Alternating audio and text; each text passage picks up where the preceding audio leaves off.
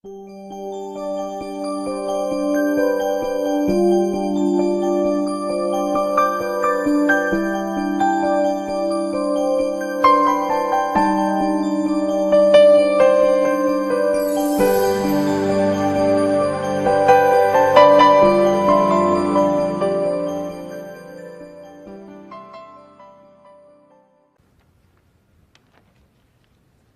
noches, queridos hermanos.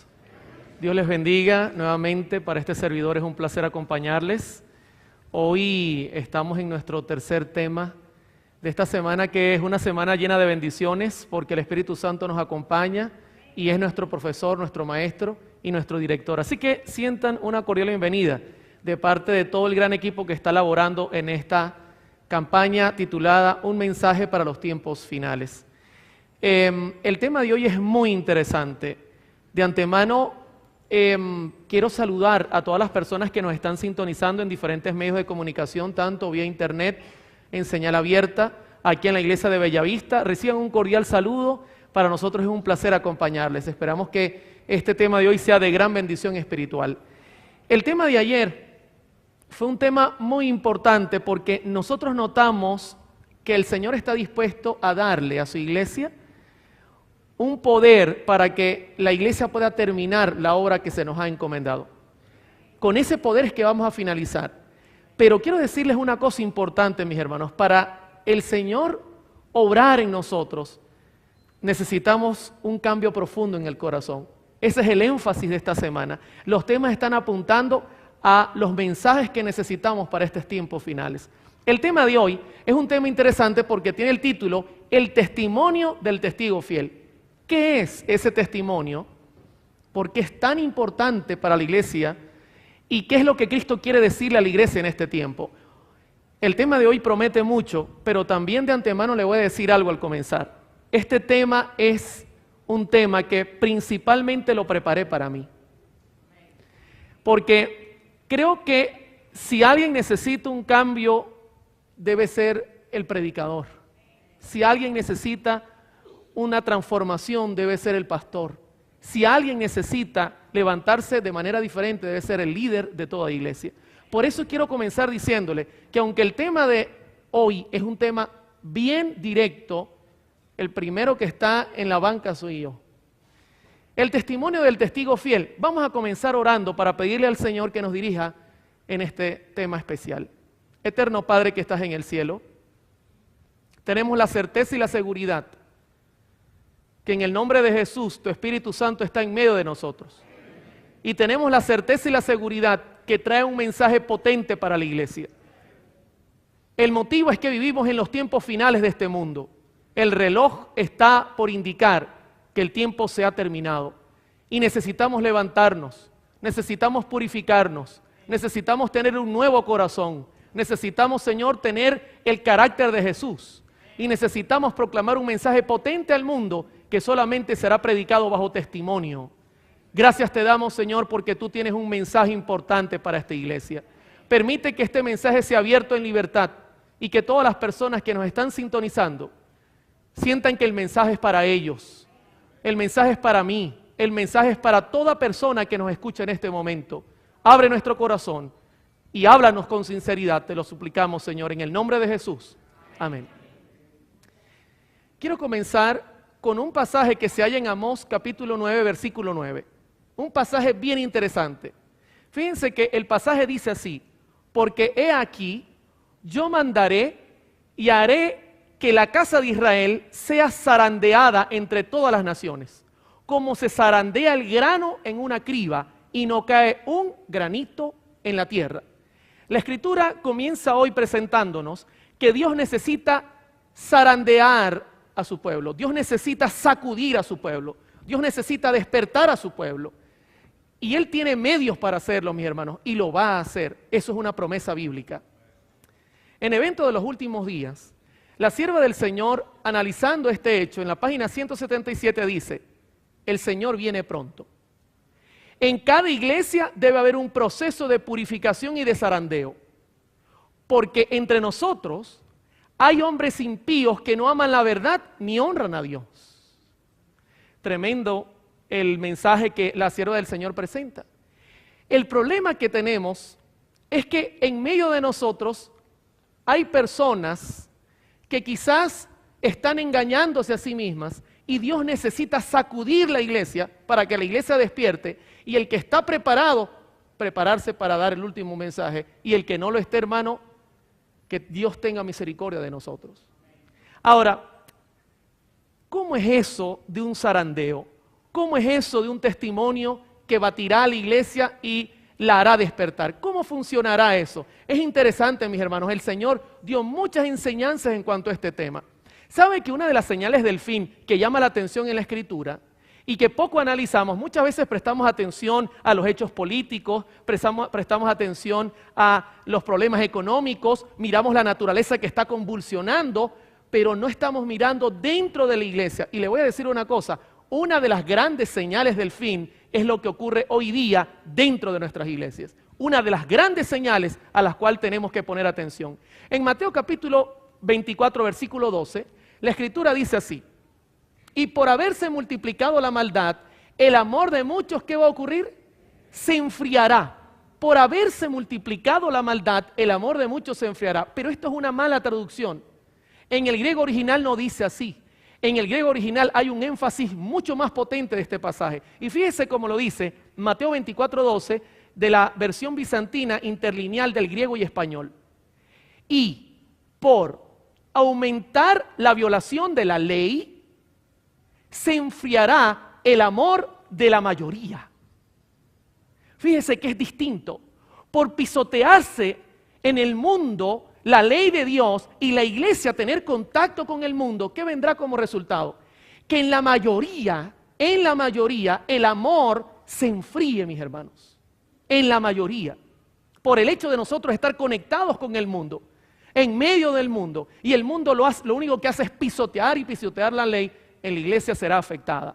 Ahora, en eventos de los últimos días, la sierva del Señor dice: habrá un zarandeo de cedazo. A su tiempo, la paja debe ser separada del trigo. Debido a que la iniquidad abunda, el amor de muchos se ha enfriado. Es precisamente el tiempo cuando lo genuino será lo más fuerte. Interesante. ¿Qué es lo que va a ser más fuerte? Lo genuino será más fuerte. Ahora, ¿cómo funciona esto? ¿Cómo es que el amor se ha enfriado? ¿Cómo es que hay un amor fingido? ¿Sabe que el apóstol Pablo habló mucho sobre la condición de la iglesia? Y lo presenta en 1 Timoteo capítulo 2, versículo 3. Yo he conseguido a mucha gente que usa este pasaje para hablar del amor del mundo. Hermano, por favor, este pasaje apunta a la situación interna en la iglesia. Y note la descripción que hace el apóstol Pablo. También debes saber esto, que en los postreros días vendrán tiempos peligrosos, porque habrá hombres amadores de sí mismos, avaros, vanagloriosos, soberbios, blasfemos, desobedientes a los padres, ingratos, impíos. Está hablando de la condición de nuestra iglesia, mis hermanos. Sin afecto natural, implacables, calumniadores, intemperantes, crueles, aborrecedores de lo bueno, traidores, impetuosos, infatuados, amadores de los deleites más que de Dios. Y luego dicen que tendrán apariencia de piedad, pero negarán la eficacia de ella. A esto se evita. Tremendo. Es una tremenda reprensión de parte del apóstol Pablo. Aparentarán piedad, pero por dentro, en realidad, están viviendo toda la lista que acabamos de nombrar. ¿Sabe que la sierva del Señor, hablando sobre este mismo pasaje, y me gusta siempre hacer un paralelo en su contexto, en Hijos e Hijas de Dios, página 294, dice: uno de los pecados que constituyen una de las señales de los últimos días, note, es que los cristianos profesos son amadores de los placeres más que de Dios. Tratad sinceramente con vuestras propias almas, investigad cuidadosamente cuán pocos después de un examen fiel pueden levantar la vista al cielo y decir: no soy amador de los placeres más que de Dios. Cuán pocos pueden decir: estoy muerto para el mundo, mi vida está escondida con Cristo en Dios, y cuando aquel que es mi vida aparezca, yo también apareceré en él, con él en gloria. Tremendo. Fíjese cómo va en concierto con la misma situación que aplica el apóstol Pablo. Pero Pablo hace una contraposición a la actitud de algunos que representan la mayoría, que tienen una vida falsa, un amor fingido, aparentan ser cristianos y no son, y hacen una contraposición con los que son sinceros. Y yo quiero que note la contraposición, 2 Timoteo 3, 10 y 12. Pero tú has seguido mi doctrina. Note la diferencia. ¿Qué ha hecho el verdadero cristiano? Se permanece en la doctrina, permanece fiel, mis hermanos. Conducta, propósito, fe, longanimidad, amor, paciencia y también todos los que quieren vivir piadosamente en Cristo Jesús, ¿qué van a padecer? Hermano, el que quiera llevar una vida distinta a lo que Pablo presenta como el pecado grande que envuelve hoy día a la iglesia, ¿sabe qué va a pasar con ellos? Es un fanático, es sensacionalista. Sus mensajes todo el tiempo están apelando y diciendo que las cosas están mal. Esa persona hay que tener cuidado con ella y recibirán persecución. Porque, hermano, si persiguieron a Jesús, que era nuestro maestro, Jesús dice, os perseguirán a vosotros también. En Hijos e Hijas de Dios, la hermana White dice en la página 294, hay un lado de la línea, o a un lado de la línea se encuentra el seguidor de Jesucristo, que se niega a sí mismo, al otro los complacientes amadores del mundo, preocupándose de la moda, transigiendo con la frivolidad y alimentándose de los placeres prohibidos. El cristiano no puede cruzar esa línea, no hay lugar allí para él. ¿Nota la contraposición, las dos caras de la moneda? Lo triste de todo esto, mis hermanos, es que hay una gran mayoría que está viviendo una vida fingida hoy día dentro de la iglesia. Y quiero decir algo, con todo el respeto lo voy a decir, muchos de nosotros como líderes pertenecemos a esa gran mayoría. ¿Sabe que el Señor Jesucristo dio muchas enseñanzas y muchas parábolas que son actuales para el 2012? Una de ellas que siempre me ha llamado la atención es la parábola del sembrador. El sembrador presenta todas las fases de aquellos que en algún momento escucharán el mensaje. Quiero comenzar con el primer grupo. Por ejemplo, en Mateo 13:4, Jesucristo habló de un grupo y dijo, mientras sembraba, parte de la semilla cayó junto al camino y vinieron las aves y la comieron. Ese grupo representa a las personas que oyen el mensaje, pero las aves vienen y al caer el mensaje la agarran, se lo llevan y la persona no cree y nunca termina siquiera en la iglesia. No acepta. Pero es interesante que Cristo habló de un segundo grupo en Mateo 13:5 al 6. Parte cayó en pedregales, donde había mucha tierra. No había, mucha tierra. Y brotó pronto porque no tenía profundidad de tierra. Pero salido el sol se quemó porque no tenía raíz y se secó. Otra parte de la semilla cayó donde había abundancia de piedra. Cuando el arbolito comenzó a tratar de bajar, no consiguió oportunidad porque estaba trancado. Eso representa a personas que escuchan gozosamente el mensaje. Hermano Oliver, tremendo, es una cosa maravillosa, pero no profundizan en la verdad. Se quedan hasta ahí y una vez vienen las dificultades, vienen los problemas. Resulta que una vez que han creído, se van rápidamente. Son de corta duración, dice el Señor. Pero ¿sabe qué? En el tercer grupo se encuentran los que fingen el amor dentro de la iglesia. Y Jesucristo los presentó de esta manera en Lucas 8:14. La que cayó entre espinos, ¿qué representan los espinos en la Escritura? A Jesús se los clavaron en la cabeza. Salieron inmediatamente cuando el pecado entró en la tierra, lo primero que hizo fue salir espinas. Donde yo vivo hay muchas espinas. Es una zona árida, yo digo que ahí debe haber mucho pecado. Está lleno de espinas. Una vez un perro me perseguía y tuve que atravesar un matorral. Pasé como 2 horas sacándome espina por espina en todas mis piernas.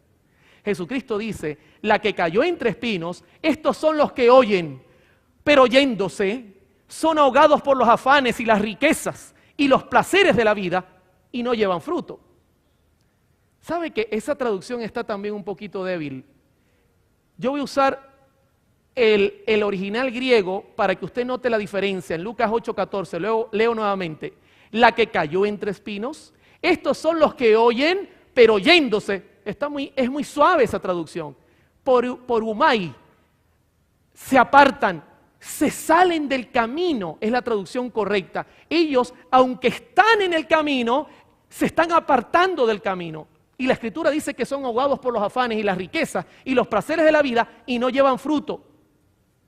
Hay una traducción que me gusta mucho, que es la traducción Lenguaje Actual 2002, dice: las semillas que cayeron entre espinos representan a los que oyen el mensaje, pero no dejan que el mensaje cambie sus vidas, pues viven preocupados por tener más dinero y por divertirse, dice. Hermano, el tercer grupo no se va de la iglesia.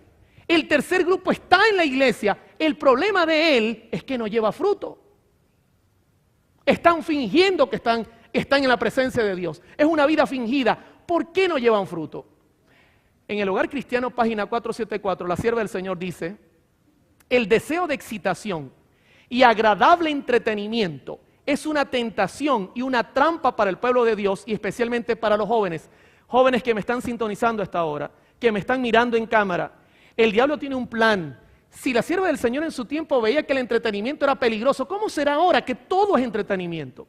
Todo gira alrededor del entretenimiento. Los celulares entretienen, las computadoras entretienen, el cine entretiene, el televisor, todo entretiene.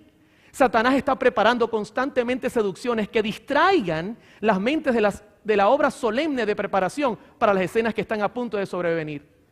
Por medio de los agentes humanos, mantiene una excitación continua para inducir a los incautos a participar en los placeres mundanales. Hay espectáculos, conferencias y una variedad infinita de entretenimientos calculados para inducirlos a amar al mundo, y esta unión con el mundo debilita la fe. El otro día me decía una joven: ¿qué tiene de malo que yo vaya para una fiesta? ¿Sabes qué es lo que tiene de malo? Que poco a poco el diablo te está llevando a que tú no ames las cosas santas. Eso es lo que tiene de malo. Que poco a poco tu fe se está debilitando. Eso es lo que tiene de malo. Lo que tiene de malo es que tú estás perteneciendo al grupo que las espinas están ahogando y no estás llevando fruto. Eso es lo que tiene de malo. Pero hay un grupo que es la minoría, al cual Jesús llama la buena tierra. ¿Sabe que en Mateo 13:8 dice: pero parte cayó en buena tierra y dio fruto, cual a 100, cual a 60 y cual a 30 por uno? En palabras del vida del gran maestro, la hermana White explica qué es dar fruto. Y yo quiero que ustedes como iglesia queden claros, hermano, el tema de hoy es vital, porque yo me quiero salvar. ¿Usted se quiere salvar? ¿Sabe qué característica debe tener usted para ser buena tierra? ¿Sabe qué diferencia tenemos que tener nosotros para poder estar en el libro de la vida cuando venga Jesucristo y leer nuestro nombre? Es clara la diferencia. Mire cómo la sierva del Señor magistralmente la presenta. Palabras de vida del gran maestro, página 38. El corazón bueno y recto, mencionado en la parábola, no es un corazón sin pecado. Yo soy un pecador, mis hermanos. Pues se predica el evangelio a los perdidos.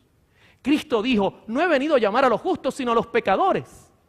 Tiene corazón recto el que se rinde a la convicción del Espíritu Santo. Bendito sea el nombre de Dios. Tiene el corazón recto aquel cuya mente recibe la impresión del Espíritu Santo y la persona dice: yo necesito a Jesucristo, yo necesito un cambio. Confiesa su pecado y siente su necesidad de la misericordia y el amor de Dios. Tiene el deseo sincero de conocer la verdad, no para llenarse la boca, hermano, no para ser un gran predicador, para obedecerla. Dice: el corazón bueno es el que cree y tiene fe en la palabra de Dios. ¿Se da cuenta la diferencia? Enorme diferencia. Lo único que Dios requiere de usted es que usted sea sincero y se humille. Eso es lo que Dios necesita. En palabras de vida, el gran maestro, página 39 y 40, la sierva del Señor dice: el conocimiento de la verdad depende no tanto de la fuerza intelectual como de la pureza de propósito. Imagínese usted. Yo no necesito ser un erudito, yo lo que necesito es tener un propósito noble, y el propósito noble es: yo me quiero salvar. Dice: la sencillez de una fe ferviente y confiada, sus resultados se verán en una vida y un carácter semejante a los de Cristo. Gloria sea el nombre del Señor. Pero la Escritura no solo presenta esa parábola del sembrador. Le pregunto, ¿hasta aquí cómo vamos? ¿Está notando el cuadro que se nos está armando? ¿Está notando que en la iglesia hay cuántos grupos? ¿Cuántos grupos? 2. El del camino nunca creyó. El de Pedregales, como no profundizó, se fue. El de Espino está entre nosotros, no da fruto, simplemente se sienta y si no le gusta lo que se presenta, se va. Y el de buena tierra es el que está dando fruto y es la minoría. Ahora, Jesucristo presentó otra parábola, que es el trigo y la cizaña.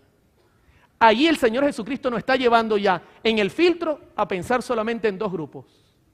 En Mateo 13:24 refirió la parábola diciendo: el reino de los cielos es semejante a un hombre que sembró una buena semilla en su campo. Pero mientras dormían los hombres, representa a la iglesia, vino su enemigo y sembró cizaña entre el trigo y se fue. Y cuando salió la hierba y dio fruto, entonces apareció también la cizaña. Y dice en Dios nos cuida, página 94, la sierva del Señor haciendo el paralelo, ¿no tiene Dios una iglesia viva? Tiene una iglesia, pero es la iglesia militante. Y note ahora con lo que agrega, no la iglesia triunfante, dos grupos. Nos sentimos apenados de que haya miembros defectuosos, mientras el Señor trae dentro de su iglesia a los que están verdaderamente convertidos. Al mismo tiempo Satanás trae a personas que no están convertidas. Mientras Cristo siembra la buena semilla, Satanás siembra la cizaña. Hay dos influencias opuestas que obran continuamente en los miembros de la iglesia. Hermano, escúcheme, esto es una advertencia para usted que es miembro de iglesia. Una influencia obra para purificar la iglesia. Hermano, esto es palabra de un profeta, no es palabra de Oliver. Yo me estoy escudando en la voz de los profetas. No diga que el hermano Oliver dijo, esto lo está diciendo un profeta actual. Hay un grupo que está interesado en que la iglesia sea purificada, por eso tenemos esta campaña. Por eso hay un énfasis, hermano, de que necesitamos un cambio espiritual. Pero escúcheme bien, dice la cita, y la otra, la corrupción del pueblo de Dios. Dos grupos, mis hermanos. Dos grupos bien claros y definidos. En Mateo 13:27, Jesucristo nos pone la atención de que no nos preocupemos por cómo se va a separar uno del otro. Dice, vinieron entonces los siervos del padre de familia y le dijeron, Señor, ¿no sembraste buena semilla en tu campo? ¿De dónde pues tienes cizaña? Él les dijo, un enemigo ha hecho esto. Y los siervos le dijeron, ¿quieres pues que vayamos y la arranquemos? ¿Saben quiénes son los siervos? Nosotros. Y él les dijo, no sea que al arrancar la cizaña, arranquéis también con ella el trigo. Hermano, escúcheme, su labor no es andar persiguiendo como un policía a nadie. Su labor no es preocuparse de cómo se va a arrancar la cizaña. Esa labor le pertenece a Dios. En Joya de los Testimonios, tomo 1, página 312, la sierva del Señor añade, note el paralelismo en todas las citas. Satanás, al rebelarse, arrastró consigo una tercera parte de los ángeles. Estos se apartaron del Padre y del Hijo y se unieron con el instigador de la rebelión. Teniendo presentes estos hechos, debemos obrar con la mayor cautela. ¿Qué podemos esperar sino pruebas y perplejidad en nuestra relación con hombres y mujeres singulares? Debemos soportar esto y evitar la necesidad de arrancar la cizaña, no sea que el trigo sea desarraigado también. ¿Sabe cuál es el problema si nosotros nos pusiéramos a estar persiguiendo? Que se pudiese colocar o presentar un colapso en la iglesia y muchos sinceros serían sacudidos sin necesidad. Pero la pregunta clave es, ¿y cómo va a ser Dios para separar el uno del otro? Le hago una pregunta, ¿quiere conocerlo? ¿Quiere saber cuál es el método divino para separar a su pueblo del que finge ser su pueblo? ¿Quiere saber cuál es el medio que la Biblia lo presenta con claridad? En Mateo 22:14, Jesucristo lanza una advertencia. Escúcheme, hermano, esto es para ti. Yo espero que el Espíritu Santo esté hablando a tu conciencia. No creas que es una persona que quizás es un pecador común. Es el Espíritu Santo que está hablándote a tu conciencia. Dice, porque muchos son llamados, Mateo 22:14, ¿y cuántos escogidos? Pocos escogidos. Siempre Dios ha tenido un pequeño remanente. En el mundo somos 16 millones de adventistas. ¿Cuántos millones? Hermanos, son 6.900 países. Son 192 lenguas que tenemos que alcanzar. Y somos 16 millones de adventistas. Pero le hago una pregunta, ¿en estos 16 millones de adventistas hay dos grupos o no hay dos grupos? No diga que yo estoy dividiendo la iglesia, porque yo estoy usando a los profetas. Si va a apedrear a alguien, comience por los profetas, deja a mí de último.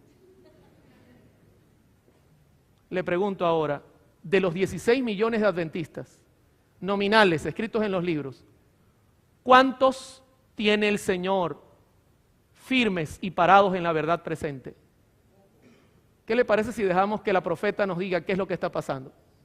Fíjese que en De Evento de los Últimos Días, página 176, ella dice: es una solemne declaración la que hago a la iglesia, de que ni uno,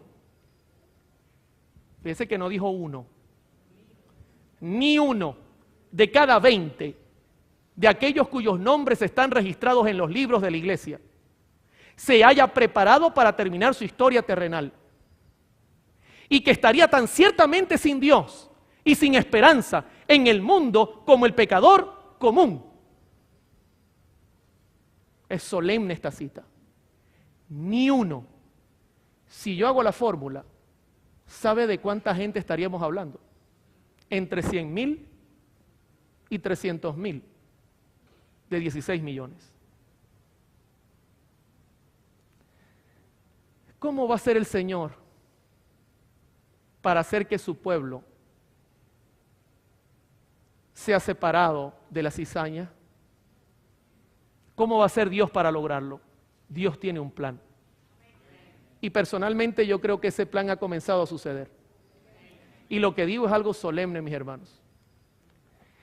En Amós 9:9 comenzamos con una cita interesante, porque aquí yo mandaré y haré que la casa de Israel sea zarandeada entre todas las naciones, como se zarandea el grano en una criba y no cae un granito en la tierra. Mis hermanos, el Señor tiene un plan y es zarandear a su iglesia. ¿Cómo lo va a hacer? ¿Cómo la va a sacudir? En Juan capítulo 6, la Biblia revela una situación interesante. Cristo, cuando predicaba, lo seguían multitudes. Pregunto, ¿cuántos se alimentaron de los panes y los peces? ¿Cuántas personas? ¿4,000? ¿5,000? Hermanos, ahí no se contaron a las mujeres y a los niños. ¿Cuántas personas le dieron la bienvenida a Jesús cuando entraba a Jerusalén? Miles. Pero quiero decirle una cosa, en los propios días de Jesús, Jesús zarandeó a sus seguidores. Y usted dirá, ¿cómo así, hermano Oliver? Sí lo hizo, y tal cual lo hizo Jesús, se volverá a repetir. ¿Sabe por qué? Porque se acercaba el Pentecostés. Su iglesia recibiría su poder, y Jesús necesitaba que quedaran los fieles para recibir su poder. Y Jesús zarandeó a su iglesia. Y usted dirá, ¿cómo lo hizo, hermano Oliver? En Juan 6 presenta la enseñanza. Versículo 51. Están la gente reunida, son miles reunidos. Y Jesús les dice, yo soy el pan vivo que descendió del cielo. Si alguno comiere de este pan, vivirá para siempre. Y el pan que yo daré es mi carne, la cual yo daré por la vida del mundo. Entonces los judíos contendían entre sí diciendo, ¿cómo puede darnos de comer su carne? Este está loco. Jesús le dijo, de cierto os digo, si no coméis la carne del Hijo del Hombre y bebéis su sangre, no tenéis vida en vosotros. El que come mi carne y bebe mi sangre tiene vida eterna, y yo le resucitaré en el día postrero. Porque mi carne es verdadera comida y mi sangre es verdadera bebida. El que come mi carne y bebe mi sangre, en mí permanece y yo en él. Note que el Señor predica un sermón poderoso, mis hermanos, y comienzan a cuestionarlo. En Juan 6 aclara de lo que está hablando. Versículo 63. El Espíritu es el que da vida. La carne para nada aprovecha. Ahora noten, las palabras que yo os he hablado son espíritu. ¿Sabe con qué el Señor estaba zarandeando? Con su palabra. Estaba exigiendo cumplimiento de sus enseñanzas. Estaba exigiendo que la gente actuara conforme a lo que él predicaba. Y en Juan 6:66 dice, desde entonces, muchos de sus discípulos volvieron atrás. Esto suena como en la parábola del sembrador, ¿verdad? Se comenzaron a desviar del camino. Y ya no andaban con él. Dijo entonces Jesús a los 12, ¿queréis acaso iros también vosotros? Y noten la respuesta maravillosa de Pedro. Pedro a veces respondía locuras, pero esta vez la pegó. Señor, ¿A quién iremos? Tú tienes palabras de vida eterna. ¿Con qué estaba zarandeando? ¿Con qué comenzó Jesús a hacer división entre sus seguidores? Con la palabra de Dios. Con presentarles la verdad cruda y decir, si ustedes no viven y no permanecen en eso, ustedes no van a seguir conmigo. Fíjense que en Evento de los Últimos Días, página 177, la hermana White presenta este mismo principio. Estamos en el tiempo del zarandeo. En el tiempo en que todo lo que puede ser sacudido, será sacudido. El Señor no disculpará a los que conocen la verdad y no obedecen a sus órdenes en palabras y acciones. ¿Está notando? El zarandeo comenzará con el testimonio del testigo fiel, mis hermanos. Comenzará poniendo a su iglesia en la balanza para saber quién vive la verdad y quién finge vivir la verdad. En Joya de los Testimonios, tomo 1, página 180. La sierva del Señor dice, pregunté, ¿cuál era el significado del zarandeo que yo había visto? Y se me mostró que lo motivaría el directo testimonio que exige el consejo del testigo fiel a la iglesia de la Odisea. Tendrá este consejo efecto en el corazón de quien lo reciba y le inducirá a rebajar la norma. ¿A qué cosa? Ensalzar la norma y expresar claramente ¿qué cosa? La verdad. Hermano, ya se acabó de sacar pañitos suaves. Hermano, usted está bien. Usted no. Necesitamos proclamar la verdad como es, directa. Pero fíjese lo que habrá de contraposición. Algunos no soportarán este testimonio directo, dice ella, sino que se levantarán contra él. ¿Cuántos grupos hay aquí? 2. Uno está dispuesto a ensalzar la verdad, uno está dispuesto a vivir la verdad, pero ¿qué pasará? Se cumple el Timoteo, los que quieran vivir piadosamente van a ser perseguidos. Y dice, esto es lo que causará un zarandeo en el pueblo de Dios. ¿Sabe que cuando Cristo presentó este tema, habló de la iglesia de la Odisea? La iglesia de la Odisea tiene símbolos que son interesantes. En primer lugar, al hablar de la Odisea, Cristo al presentar, nota, el testimonio del testigo fiel tiene que ver con el mensaje de la Odisea. Fue establecida en el 261 a.C. y 245 a.C. por el rey Antíoco II. El nombre de la Odisea significa juicio del pueblo o pueblo juzgado. Interesante. Y estamos en el proceso del juicio. Era una ciudad muy próspera económicamente, tanto que tuvo un tremendo terremoto. Roma ofreció ayuda y dijeron, no hace falta, tenemos cómo solventar el problema. Se sentía totalmente cómoda, rica, era famosa por sus cascadas de agua tibia y salobre. El agua tenía un mal gusto porque era agua mineral, por su tibieza producía náuseas. También confeccionaban un tipo de lana negra, especialmente el color negro, se recordaba mucho en la Odisea. Esto es interesante, mis hermanos, los símbolos se aplican totalmente a nuestro tiempo. Cerca de la Odisea existía también una fábrica de colirio que se usaba para los ojos. En Apocalipsis 3:14 está el corazón del tema de hoy. Está el testimonio del testigo fiel. Y note las palabras de Jesús.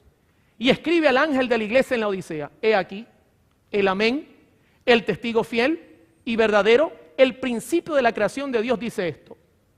Yo conozco tus obras, que ni eres ni frío ni caliente. Ojalá fueres frío o caliente, pero por cuanto eres tibio y no frío ni caliente, te vomitaré de mi boca. Note, aquí Jesucristo habló de 3 grupos. Los fríos no les interesa nada. Están los calientes que están de cabeza metidos en la obra, pidiendo santificación y purificación y trabajando y dando fruto 100%, pero están los tibios. El tibio está parado en el medio, mis hermanos. El tibio se siente bien en el mundo, pero a veces un poquito incómodo, y se siente bien en la iglesia en su condición. Él en realidad no se siente ni bien de un lado ni bien del otro. Él está en el medio. Oye, no hay cosa peor. Yo digo a la gente, a los jóvenes, ¿sabes qué es horrible? Estar en el mundo y no sentirte del mundo. Y estar en la iglesia y no sentirte de la iglesia. Entonces, ¿qué te estás pasando? Hermano, decídete. En el comentario oblicuo dentista, en la página 777 dice, ¿Por qué es preferible una condición de frialdad a una de tibieza? Las siguientes palabras proyectan luz al respecto. Al Señor le agradaría que los tibios que creen que son religiosos nunca hubieran mencionado su nombre. Son una carga continua para los que anhelan ser fieles seguidores de Jesús, pero al mismo tiempo son una piedra de tropiezo para los incrédulos. O sea, ni permiten que los que están adentro que den fruto como Dios manda, ni permiten que los que están afuera se convenzan. Están molestando ambos grupos. Ese es el tibio. En 2 de Pedro 3:11 está la contraparte. Puesto que todas estas cosas han de ser desechas, ¿cómo no debéis vosotros de andar en santa y piadosa manera de vivir? Hermano, estamos en los tiempos finales y la gente no se da cuenta y vive en tibieza, una tibieza total. En Joya de los Testimonios, tomo 1, página 477, la sierva del Señor dice: el mensaje de la Odisea se aplica a los hijos de Dios que profesan creer en la verdad presente. La mayoría de ellos son tibios, note cómo sigue la misma línea, y solo profesan la verdad. Tienen el nombre de cristianos, pero nada de celo. Dios indicó que quería en el corazón de la obra hombres que corrigiesen el estado de las cosas que existe allí y permaneciesen como fieles centinelas en su puesto de deber. Les ha dado luz con respecto a todo punto para instruirlos, estimularlos y confirmarlos según lo que requería el caso. Dios nos ha dado suficiente capacidad, Dios nos ha dado todo, pero lamentablemente la mayoría está en tibieza. Ahora, la Odisea tiene una característica que me llama la atención, pastores y hermanos que me acompañan. ¿Sabe qué me llama la atención de la Odisea? Apocalipsis 3:17 habla de cómo se cree ella. ¿Por qué? Tú dices: yo soy rico y me he enriquecido y de ninguna cosa tengo necesidad. Y no sabes, dice Jesús, que tú eres un desventurado, miserable, pobre, ciego y desnudo. ¿Sabe? La Odisea está en serios problemas porque ella piensa que es así. Ella está en harapos, se está muriendo espiritualmente, pero ella cree de ella que ella es santa, que ella es pura, que ella es perfecta, que mejor que ella no hay nada en esta tierra. Por amor al Señor, mis hermanos, ese espíritu es diabólico. Yo soy rico, ahí tirado en el piso, con los pantalones rotos, pobre. Yo me he enriquecido y no tengo necesidad. En el comentario bíblico dentista, la hermana White dice en el tomo 7, página 974, de ellos dice Cristo: os jactáis de ser ricos y estar enriquecidos con supuestas victorias espirituales, pero en realidad no sois ni fríos ni calientes, sino que estáis llenos de una vana facultad. A menos que os convirtáis, no podréis ser salvos, puesto que estropearíais el cielo con vuestra profana sabiduría. Ellos creen que están súper bien y esa sabiduría profana echaría a perder el reino de los cielos. No puedo aprobar vuestro espíritu y vuestra obra. No procedéis de acuerdo con el ejemplo divino. Estáis siguiendo un molde que solo es vuestra propia invención, porque sois tibios, debo escupiros de mi boca. Hermanos, cuando este servidor se levanta en muchos lugares y presenta temas como estos, la gente dice: hermano Oliver, está siendo demasiado directo, la iglesia tampoco está así. Ese es el espíritu de la Odisea. Se siente rica. En Apocalipsis 3, Jesucristo les dice: yo soy rico, me he enriquecido, no tengo necesidad. Noten, así se siente la iglesia. Siente que todo está perfecto, que está ganando miles de almas, que el mundo va a ser prontamente predicado, pero hay una situación interna que se está carcomiendo a la iglesia. Y lo triste es que no nos damos cuenta de la gravedad del asunto. Se siente rica, pero sabe una cosa interesante: todo esto se cae delante del testimonio de Cristo. Esta es la verdadera condición. La iglesia es desventurada. La iglesia actualmente tiene una condición miserable. La iglesia actualmente se siente pobre. La iglesia actualmente debe sentir que está ciega, debe sentirse desnuda. Y cualquiera diría: hermano Oliver, pero usted está diciendo cosas duras. La iglesia no está así. Ese es el sentimiento de la iglesia, del testigo fiel. Cree que lo tiene todo y no tiene nada. ¿Sabe qué es lo triste de todo este asunto? Y aquí voy a la gravedad. Este es el punto más grave. Y usted dirá, hermano Oliver, oye, el tema de hoy es bien duro. Recuerden que comencé diciendo que es para mí, que yo soy el primero. En el comentario bíblico dentista, en la página 778 dice, el que no sabe y no sabe que no sabe, casi no tiene esperanza. Esa es la situación de la Odisea. El que no sabe y no sabe que no sabe, no tiene esperanza. El problema de la Odisea es que ella no sabe, pero ella no sabe que no sabe. Déjeme decirle en español. Profesores de música, el otro día estaba grabando, tenía un cantante delante de mí y en un punto específico desafinaba. Tomé el piano, le hice la escala que estaba haciendo y le dije, aquí estás desafinando. Y me dice él, yo no me siento desafinado. Vuelva a grabar. Puse a grabar, volvió a desafinar, se lo puse. Y dice, yo lo escucho bien. Está desafinado, hermano. Esa nota está fuera de lugar, pero yo la escucho bien. ¿Cómo yo podía corregir el problema? Si él no sabe dónde está el problema, así está la Odisea. La Odisea no sabe que no sabe. La peor situación es que la Odisea se cree bien, se cree rica, pero no sabe que está muy mal, que necesita urgentemente un levantamiento espiritual dentro de ella. La ignorancia de su verdadera condición que caracteriza a los cristianos de la Odisea es un agudo contraste con el certero conocimiento que Cristo tiene de la verdadera condición de sus iglesias. Ella no sabe que no sabe, pero Jesucristo le dice, yo conozco tus obras. Interesante. El Señor conoce mucho más de nosotros que nosotros mismos a nosotros. En esta situación aparece Cristo como un comerciante y trae cosas preciosas para la iglesia. En Apocalipsis 3 dice, por tanto, yo te aconsejo que de mí compres oro refinado en fuego para que seas rico, vestiduras blancas para vestirte y que no se descubra la vergüenza de tu desnudez y unge tus ojos con colirio para que veas. ¿Sabe qué es interesante? El oro refinado en la Escritura, que son símbolos bíblicos, representa, según Santiago 2.5, hermanos míos, oíd, ¿no ha elegido Dios a los pobres de este mundo para que sean ricos en fe y herederos del reino que ha prometido a los que le aman? En Gálatas 5.6, porque en Cristo Jesús ni la circuncisión vale algo, ni la incircuncisión, sino la fe que obra por el amor. En Job 16.10, mas el que conoce mi camino me probará, él conoce mi camino, me probará y saldré como oro.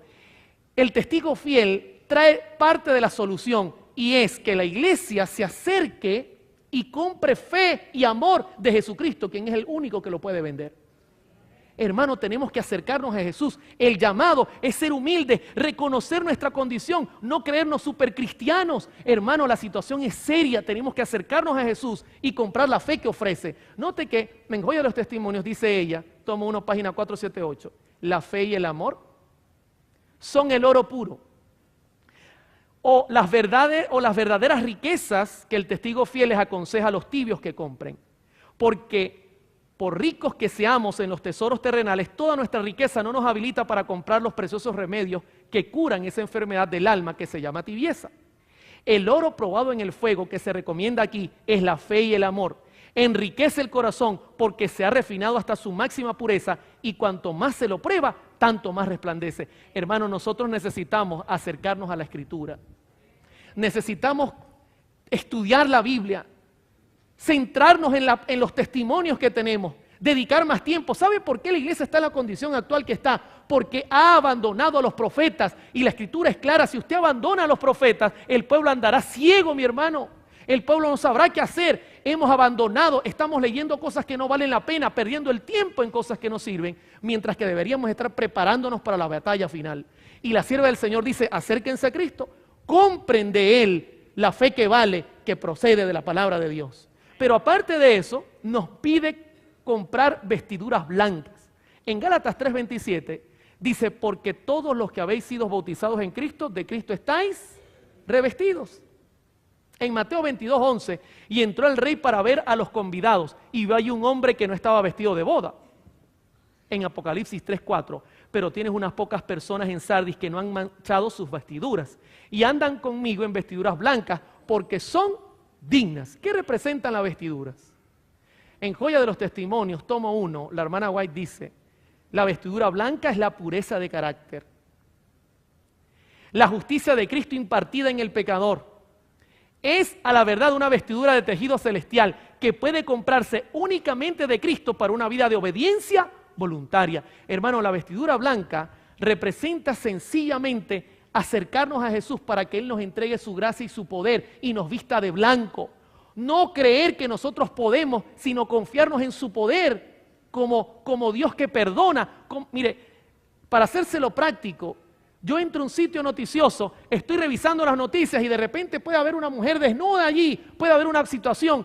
Yo no puedo confiar en mi poder, yo tengo que confiar en los méritos de Cristo y decir, Señor, ayúdame, soy pecador, perdóname, ten misericordia de mí, vísteme de tu gracia, ayúdame a amar lo que tú amas y aborrecer al pecado. Hermano, es confiar en la obra de Jesús. La iglesia, el problema que tiene es que cree que puede contra el pecado sin Jesús y no sabe que no sabe. ¿Sabe? Aparte de eso, le pide que compre colirio. En Juan 16:8 dice, y cuando venga el Espíritu Santo, convencerá al mundo de pecado, de justicia y de juicio. El Espíritu Santo es el que nos tiene que abrir los ojos para entender lo que está pasando. En Hebreos 5:14 dice, pero el alimento sólido es para los que han alcanzado madurez, para los que por el uso tienen los sentidos ejercitados en el discernimiento del bien y del mal. Hermano, Dios nos pide que nosotros supliquemos al Espíritu Santo que nos abra el entendimiento a través de la Escritura para que podamos discernir qué es lo bueno y qué es lo malo. ¿Sabe el gran problema que hay hoy día? Que no hay discernimiento espiritual. Yo le puedo colocar aquí cualquier cantidad de estilos musicales y preguntar cuál es el estilo musical que Dios quiere para su iglesia. Y unos dirán una cosa y otros dirán otra cosa. ¿Sabe por qué? Porque cada uno decide según lo que cree y no según la Escritura. Ese es el problema, mis hermanos. Estamos tomando decisiones por lo que nosotros pensamos y estamos dejando que el discernimiento espiritual se base en lo que nosotros creemos y no lo que dice el escrito está. Y Pablo se los dice claramente. En Santiago 1:5 dice, y si alguno de vosotros tiene falta de sabiduría, pídala a Dios, el cual da a todos abundantemente y sin reproche, y le será dada. Joya de los Testimonios, tomo 1, página 478. Note lo que dice, interesante. El colirio es aquella sabiduría y gracia que nos habilitan para discernir entre lo malo y lo bueno. ¿Se da cuenta por qué la iglesia en los últimos días no ve?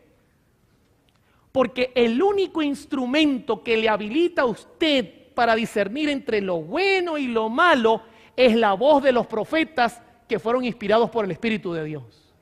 Si usted abandona eso, usted no tiene discernimiento espiritual.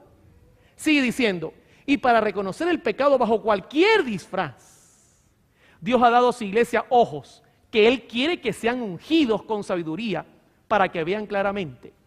Pero muchos sacarían los ojos de la iglesia si pudiesen, porque no quieren que sus obras salgan a la luz, no sea que resulten reprendidos. El colirio divino impartirá claridad al entendimiento. Cristo es el depositario de todas las gracias. Él dice, yo te amonesto que de mí compres colirio. ¿Sabe? Cuando el testimonio del testigo fiel penetre en la iglesia y la iglesia entienda su condición, que es la que acabamos de presentar, van a hacer en el corazón de nosotros un sentir de humillarnos delante de Dios y decir, necesitamos ser diferentes. Necesitamos un reavivamiento y una reforma total, si no, no vamos a recibir el cambio en nuestro corazón.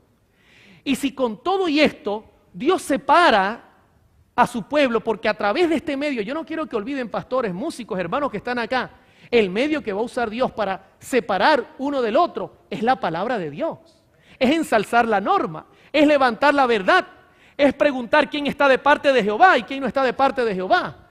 Una vez que ese extraño proceso se desarrolle, va a venir un segundo proceso. De este tema no les voy a profundizar, solo les voy a dejar una pincelada. ¿Sabes cuál es el segundo proceso? Jesucristo se acercó a sus discípulos. Y ya eran pocos los que quedaban, mis hermanos. Eran muy pocos los que quedaban. Del grupo primero se fue una gran cantidad. Y les dijo en Lucas 22, 31 y 32. Simón, Simón, he aquí Satanás os ha pedido para zarandearos como a trigo, pero yo he rogado por ti, que tu fe no falte, y tú una vez vuelto confirma a tus hermanos. ¿Qué era lo que vendría? Que zarandaría.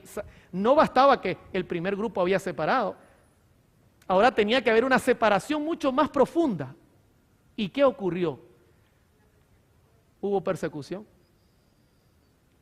Hermano, escúcheme, estamos viviendo en los días donde Dios quiere levantar la verdad y muchos se van a oponer. Muchos llaman a un reavivamiento y una reforma, pero quieren que venga en son de paz. Jesús dijo que vendría en son de espada, porque Satanás no lo va a aceptar. Cuando a través de este extraño proceso Dios cure a la iglesia y comience a hacer su obra extraña, entonces vendrá la persecución que está prometida en la Biblia y terminará de purificar a su iglesia. ¿Sabe lo que dice la sierva del Señor en Evento de los Últimos Días, páginas 177 y 178? La prosperidad contribuye a que ingresen en la iglesia multitudes que meramente profesan la religión. Debido a la falta de persecución, han ingresado en nuestras filas hombres que aparentan estar firmes y tener un cristianismo incuestionable, pero quienes, si la persecución surgiese, se apartarían de nosotros. ¿Está viendo las dos caras de la moneda? Si hay un zarandeo, vendrá por la palabra del testigo fiel y luego será rematada por la persecución. Interesante. Ahora, quiero terminar diciéndoles que Jesucristo aparece tocando. Y esta noche está tocando tu corazón. Él quiere que tú seas trigo. Él tiene el poder de que si tú tienes una vida de cizaña sin fruto, Él tiene el poder hoy de convertirte en trigo. Pero tú debes aceptar la reprensión. Tú debes aceptar que tu vida no es la del niño rico, sino la del niño pobre. Y debes aceptar que necesitas un cambio total, un total cambio que se base en vivir la fe que tú dices que tienes. Y el Joya de los Testimonios, tomo 2, página 355, la sierva del Señor dice, aunque existen males en la iglesia, y los habrá hasta el fin del mundo, la iglesia ha de ser en estos postreros días luz para un mundo que está contaminado y corrompido por el pecado. La iglesia debilitada y deficiente es la iglesia de hoy, que necesita ser reprendida, amonestada y aconsejada. Es el único objeto de esta tierra al cual Cristo concede su consideración suprema. Tremendo mensaje, mis hermanos. Hermano, tú como persona, como miembro de iglesia, Cristo tiene sobre ti sus ojos, porque Cristo quiere que tú te salves. Cristo quiere que tú participes. Cristo no quiere que hayas perdido tu tiempo en esta iglesia. Cristo no quiere que tú hayas perdido tu tiempo sentándote aquí, haciéndote meramente como un cristiano fiel, pero que está ahogado. No, Cristo quiere llevarte a su reino. Pero necesitamos entender nuestra situación personal. No podemos taparnos los ojos. Hermano, no podemos llevar un cristianismo falso. Tenemos que llevar un cristianismo sincero. Y Jesús aparece al tocando la puerta. En Apocalipsis 3:20, he aquí yo estoy a la puerta y llamo. Si alguno oye mi voz y abre la puerta, entraré a él, dice el Señor, y cenaré con él. Y note que hay un intercambio. Y él conmigo. Necesita la iglesia tener un intercambio entre Jesús y la iglesia. Hermanos, es mi sincera petición a Dios en esta hora, que el Señor te pueda ayudar y tú puedas cumplir el cometido que el Señor tiene para ti, que el Señor te pueda instruir en justicia y que tú te puedas levantar en estos últimos días. Recuerda que Dios te quiere como trigo, no te quiere como cizaña. Vive la verdad que crees. No estés diciendo simplemente que eres miembro de iglesia y que perteneces a la mayoría de los que no van a estar con la iglesia. El Señor te está llamando en estos días finales para hacer la obra maravillosa de predicar el Evangelio al mundo.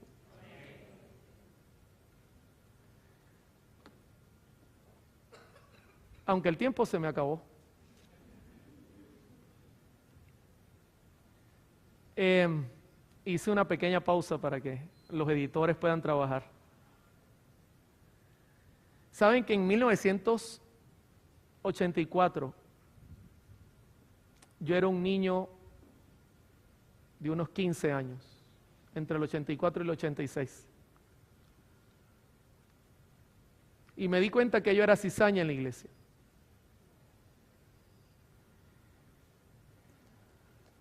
Una vez, no estaban los ancianos de la iglesia, y puse a Black Sabbath en el equipo reproductor de la iglesia.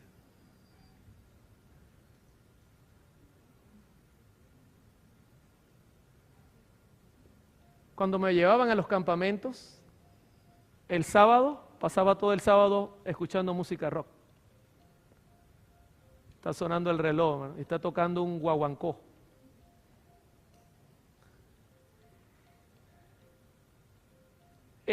Mientras los pastores hacían un gran intento por ayudarnos, yo estaba metido en el cuarto y ya llevaba mi Walkman, era lo que se usaba en ese tiempo, la tecnología avanzada, el iPad o el iPod de ahora. Y ahí pasaba mi tiempo, mis hermanos, escuchando mi rock el mismo día sábado. Y mi testimonio lo que hacía era golpear a la iglesia. En contra, yo me rebelaba contra la iglesia y decidí irme de la iglesia porque dije, yo no puedo seguir así, yo soy un falso cristiano, yo me voy a ir. Decidí abandonar la iglesia. Yo ahora entiendo por qué Dios dice, yo prefiero que tú seas frío, porque el tibio está en la iglesia engañándose a sí mismo, mis hermanos. El tibio cree que se va a ir a la iglesia sin leer la Biblia, al cielo, perdón. El tibio cree que va a ir al cielo sin orar. El tibio cree que va a engañar al pastor llegando el sábado y levantando la mano diciendo, yo estudié, y antes de venir a la iglesia, estudié rapidito. Y yo me di cuenta que yo estaba engañándome y decidí irme de la iglesia. Jóvenes, hermanos que me están escuchando, pisé fondo. En los 14 años que tuve de vida, los viví perdidamente. Cuando yo leo la historia del hijo pródigo, me siento el hijo pródigo. Boté mi vida y pisé hasta el fondo, como músico, como persona, hice cosas que yo espero que el Señor Jesucristo haya borrado de mi expediente. Y cuando pisé ese fondo, me di cuenta que no podía seguir así, que no era feliz. El Señor usó extrañas maneras de atraerme a Él. Cuando decidí volver a la iglesia y darle una oportunidad a Dios, el diablo me había corrompido tanto que yo necesitaba un gran milagro para salvarme. Y llegó un momento en mi vida que seguía yo siendo una persona perdida y tomé en mi mente la consideración de acercarme a Cristo para salvarme. Y quiero decirle algo, no físicamente, pero sí mentalmente tenía una lucha tremenda, y en la lucha tremenda que tenía, el diablo estaba delante de mí diciéndome, ¿vas a volver a la iglesia? ¿Vas a seguir engañando a la gente de la iglesia? Quédate conmigo. Húndete. No vale la pena lo que vas a hacer, te vas a perder igual. Llega hasta el fondo. Conmigo, las mujeres agárralas, los licores agárralos, porque conmigo vas a parar al mismo lugar. No vivas una vida fingida. Aquí conmigo haz lo que te dé la gana.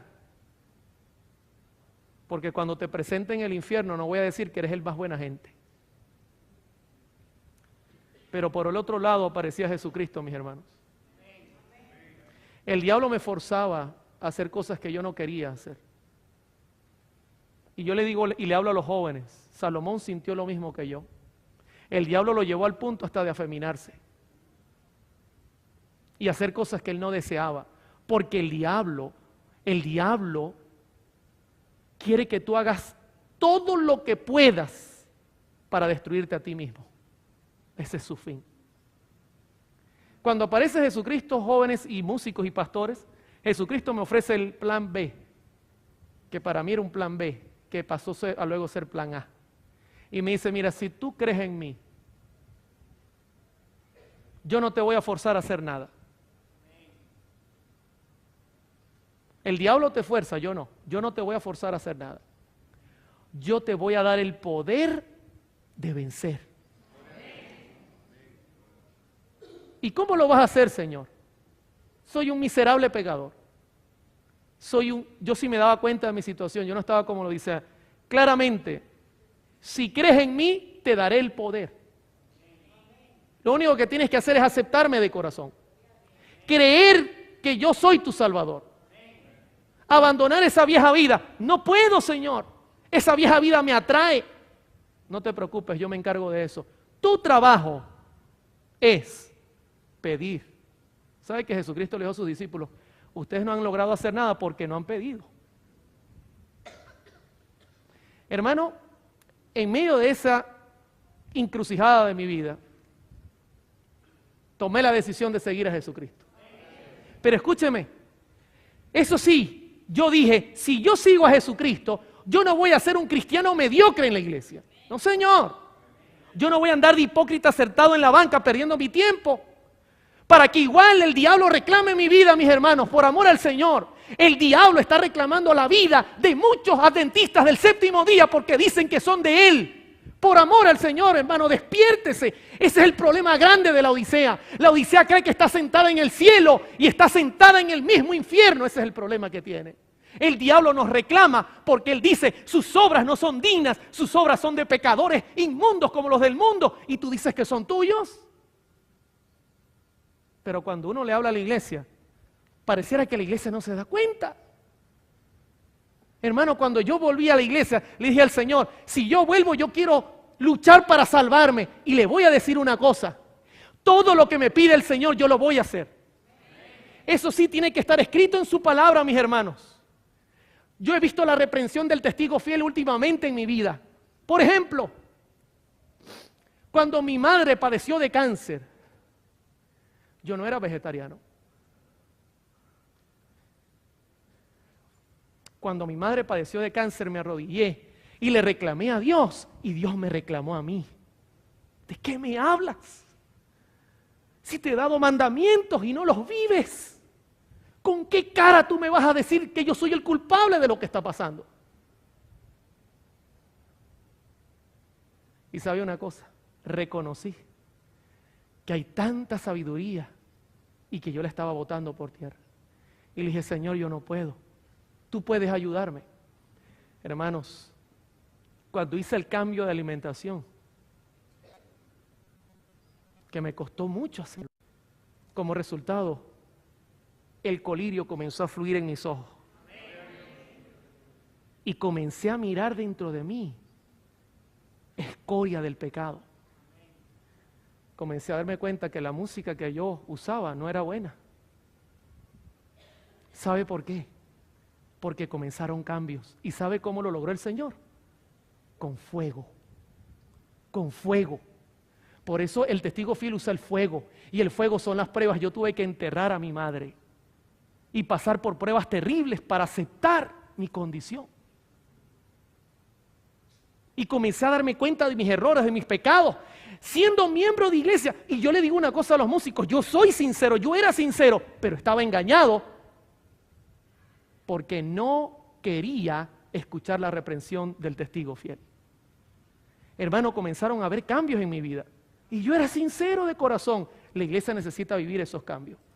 Comencé a vivir el evangelio como se debe vivir, haciendo un gran esfuerzo, pidiendo al Señor que me ayudara.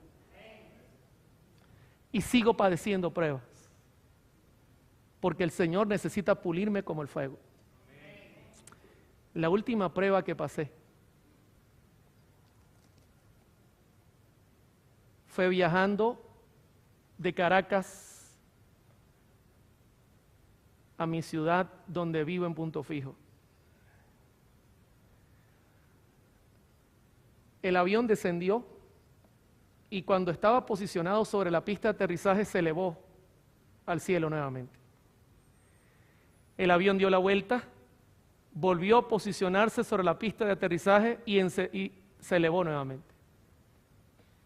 Cuando yo me di cuenta que el avión no aterrizaba, inmediatamente yo dije, este avión no va a aterrizar, tiene problemas.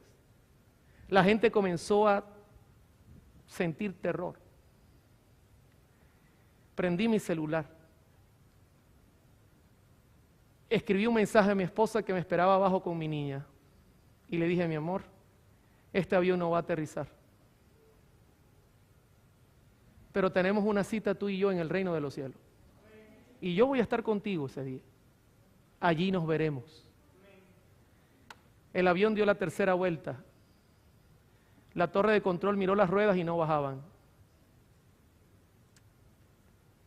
La gente me pregunta, ¿y qué pensaste en ese momento? ¿No le reclamaste al Señor que eres un predicador? ¿Que venías de hacer su obra?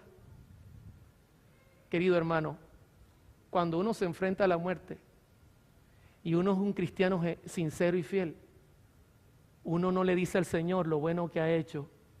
Uno lo único que le dice al Señor es, únicamente tú me puedes salvar. Tú eres el único que tiene los méritos. Y sabes, eso fue lo único que pensé. Señor, en tus manos encomiendo mi espíritu. El día del juicio, tus obras no te van a salvar. Son los méritos de Cristo que tú estés viviendo en tu vida personal. El avión dio una cuarta vuelta y el piloto decidió aterrizar en esa situación. La gente se desmayaba, lloraba. Algo me hizo que me levantara y orara delante de los gritos de la gente. Levanté mi mano, pedí silencio y elevé una oración corta. El avión golpeó las ruedas de atrás, el problema de adelante, y la misma caída desprendió las de adelante y logramos aterrizar. Queridos hermanos, cuando me conseguí con mi familia, me di cuenta que de nada sirve estar en una iglesia cuando tú estás perdido dentro de la iglesia. Yo te animo en el nombre de Jesús a que decidas a quién vas a servir. Yo te animo en el nombre de Jesús a que hoy día tú te peses en la balanza de Dios, te revises como dice Pablo, y si tú necesitas un cambio, obra, porque el amor y el deber son gemelos. No permitas que el diablo venza la batalla que tú estás teniendo. Recuerda que tienes un Salvador resucitado que está en el reino de los cielos, dispuesto a ayudarte para que tú venzas. Confío en el Señor que ese día vendrá y usted será trigo y no cizaña. Hermano, Dios les bendiga y que tengan todos un feliz fin de semana. Gracias por habernos acompañado y que la bendición de Cristo esté con cada uno de nosotros.